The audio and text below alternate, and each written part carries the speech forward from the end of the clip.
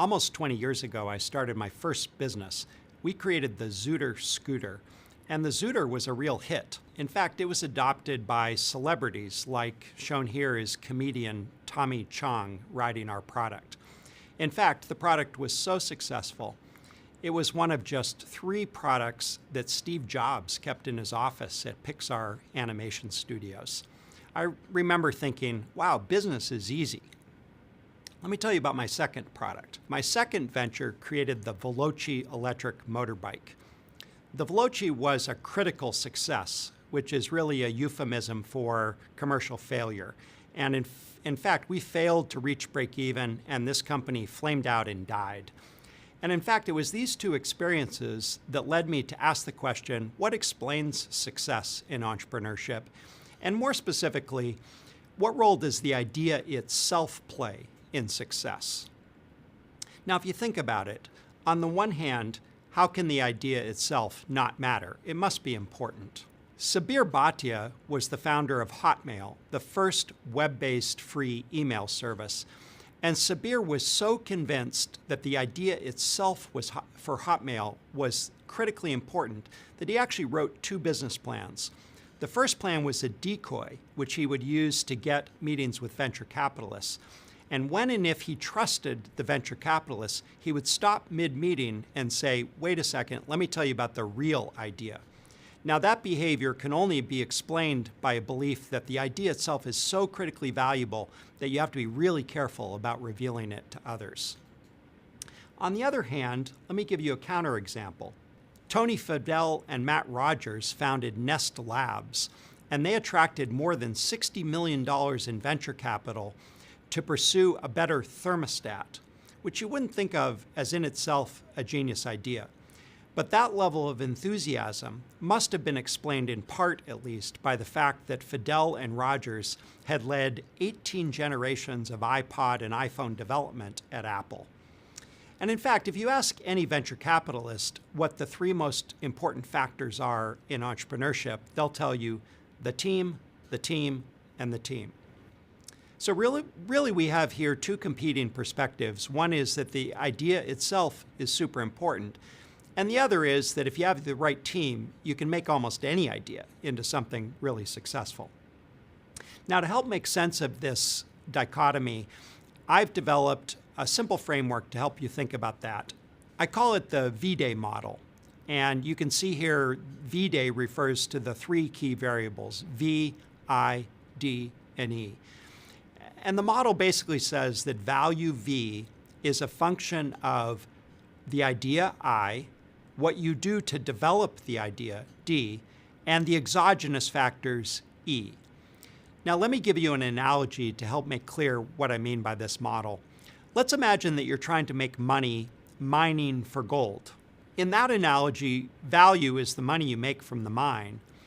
I, the idea, is like the location of the mine. If there's no ore in the ground, you're not going to be able to make any money mining for gold.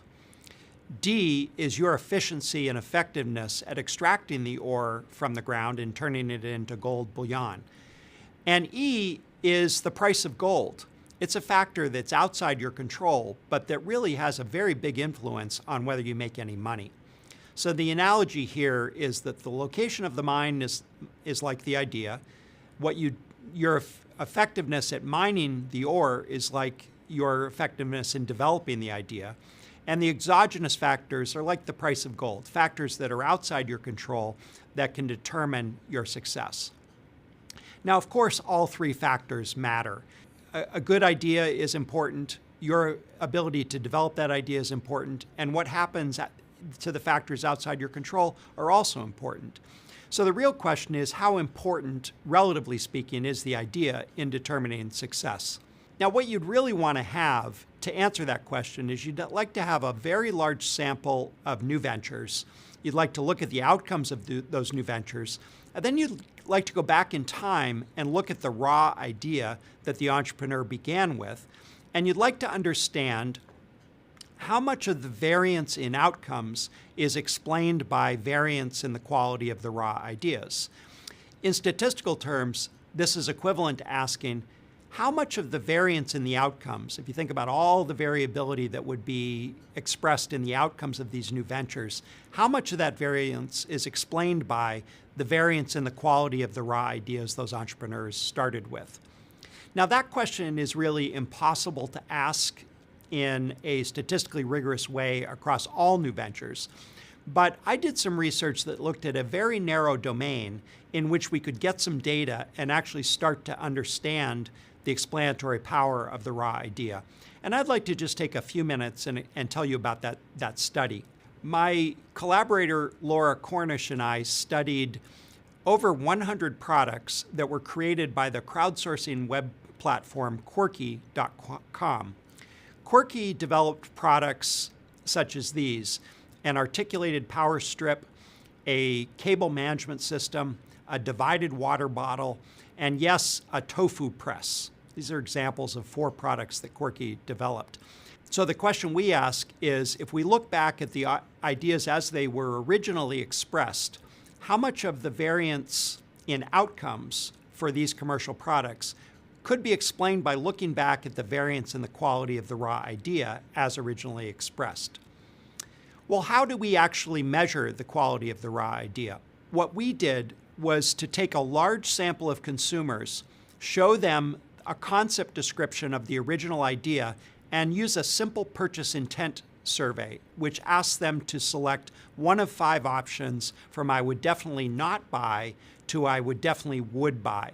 This is called a 5-box purchase intent survey, and it's one of the standard techniques in market research for assessing the quality of an idea and the eventual sales of a new product. What we found was quite interesting. The first thing that we found was that experts are actually not so good at predicting success. We found that 4 random consumers, just randomly selected consumers, actually provide a better estimate of idea quality than 7 experts. That is, consumers themselves are the best single indicator of the quality of an idea and is the best single predictor of whether the product will sell or not. And that, in fact, 4 consumers provide a better estimate than even a larger number of experts, than even 7 experts. If you're interested in the details of that study, I've provided the citation to the original paper here, and you can look at the details. Let me show you how the ideas were originally expressed. This is idea 133, the tofu press.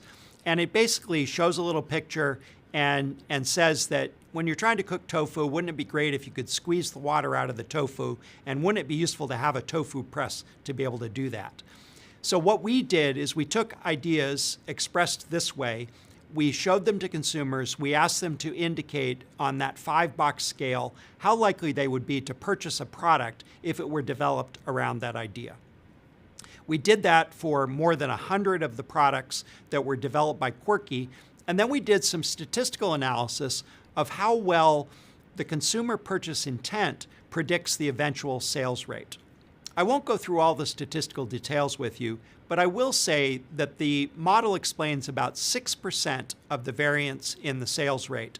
And that is, if you look at the variance in purchase intent for all those different product ideas, that explains about 6% of the variance that you see in the sales rate. Now, as a technical note, let me just say that we actually take the log of the sales rate.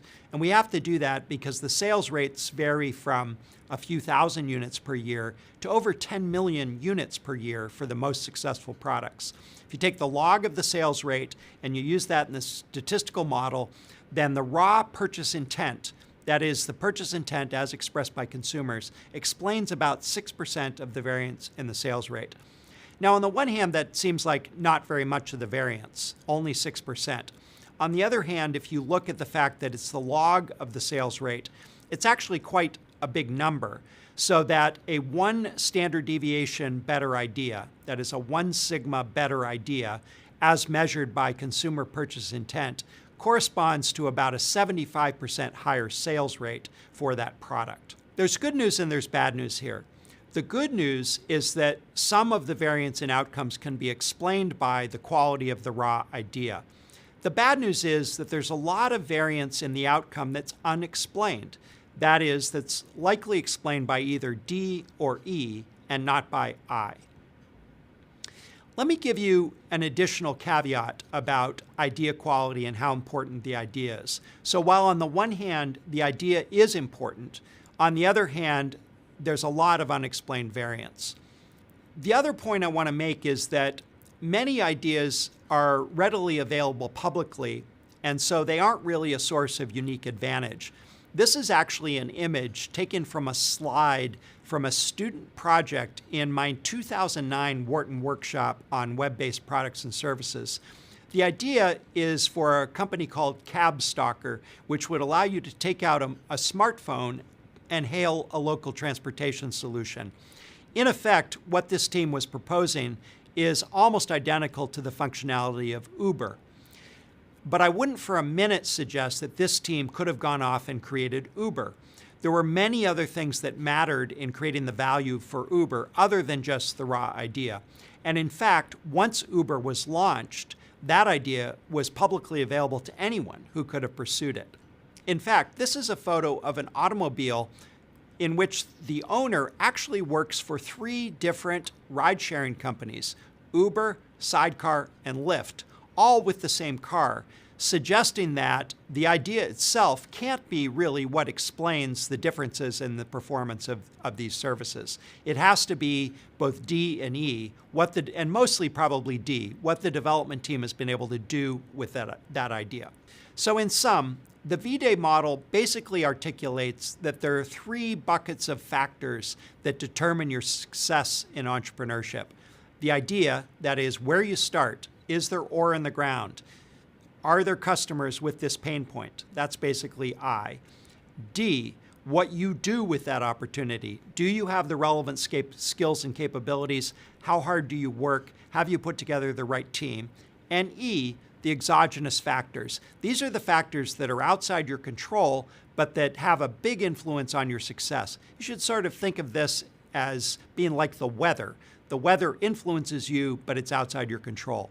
All 3 buckets of factors are important in determining value.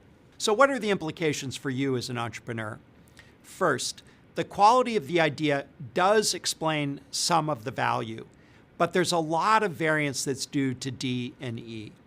However, given that measuring idea quality is relatively easy and the idea is totally under your control, you might as well work on a great idea.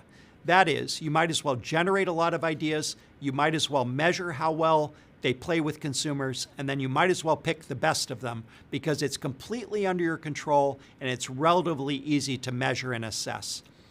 And lastly, when you look at what happens at the outcome, the results of your entrepreneurial endeavor, don't impute wild success entirely to your brilliance, nor failure entirely to your incompetence. The exogenous factors matter a lot.